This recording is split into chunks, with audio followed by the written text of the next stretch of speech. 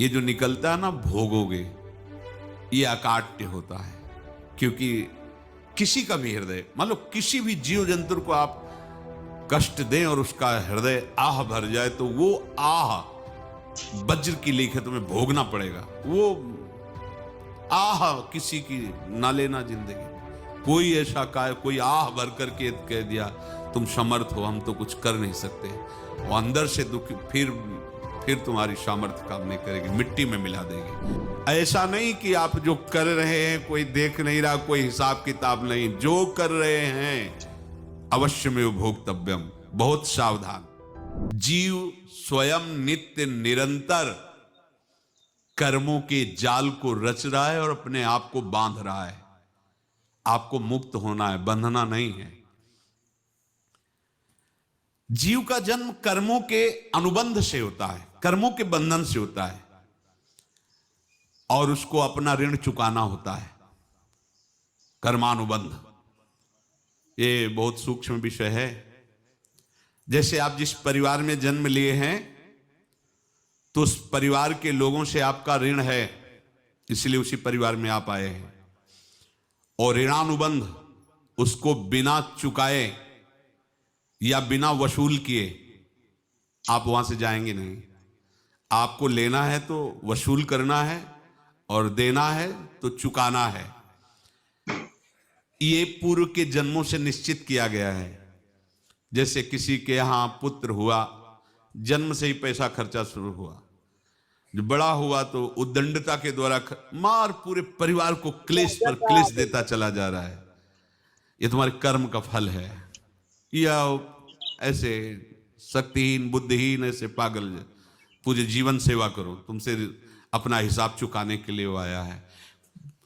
अब परिवार के जो सदस्य जुड़े आके, मतलब पत्नी आते ही पूरी हृदय में आनंद, परिवार में आनंद, और जीवन भर वो आनंद ही सुख देने के लिए उसका जन्म हुआ। वो अपना ऋणानुबंध मुक्त, और आते ही भयंकर क्लेश खड़ा कर दिया, बीच में दीवार और झगड़ा वैसा, फिर अतरे दिन मारपीट शुरू, कलह अशांति, पूरा जीवन नरक हिसाब करने आए। यहां ऋण चुकाए बिना कोई जा नहीं सकता, ऋण चुकाना पड़ेगा। किसी का ऋण वसूल करना है तो किसी को ऋण चुकाना है, दोनों काम करने होते हैं। अनेक जन्मों में अनेक लोगों के साथ हमने जो बर्ताव किए हैं, अच्छे या बुरे, वो होंगे। अब किसी आदमी को हम जानते नहीं, अचानक मिला, अचानक टक्कर लगा और मार पीट गाली गुप्ता सब कर दिया, चुपचाप सह लो। क्यों? ये आपका हिसाब है, पूर्व का हिसाब। हमारा उससे कोई द्वेष नहीं, कोई संकल्प नहीं। अचानक घटना घटी और हमसे द्वेष करने लगा, हमें पीटने लगा, हमें गालियां दे, ये हिसाब है, चुपचाप सह जाओ। अपने घर का भाई ही भारी दुश्मन बन गया और क्लेश दे, हिसाब है। एक प्रभुदत्त ब्रह्मचारी जी की वाणी में पढ़ा था, एक महात्मा जी भ्रमण करते थे, तो उस समय असरफियां चलती थी, मोहरे असरफियां, तो उनको भेंट में देते लोग। तो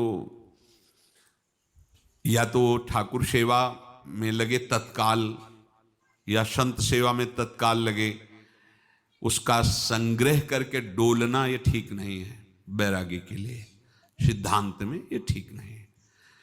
तो जब 2, 4, 6, 8 ऐसे मोहरे हुई, तो उन्होंने विचार किया कि और भ्रमण करके जब काफी मोहरे हो जाएंगी, तो प्रयागराज में जब कुंभ पड़ता है, एक बार पूरे सब अखाड़े के संतों को, अलग अलग संप्रदाय सब संतों को बुलाएंगे और सबको पवाएंगे।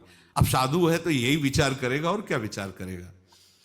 तो उन्होंने ऐसे डंडा बनवाया, बेंत, जो ऊपर से चूड़ीदार और भीतर पोला, और मोहरे उसमें डालते गए। और भ्रमण, जहां जहां श्रद्धालु भगत थे सबके यहां जाना, और इच्छा रखना कि एक मोहर तो दे दे दक्षिणा में। कामना कोई भी हो वो बांधती ही है, ध्यान रखना। इसीलिए प्रभु जो चाहे वो करे, अपनी चाह नहीं रखनी चाहिए, अपनी चाह प्रभु की चाह में मिला देनी चाहिए।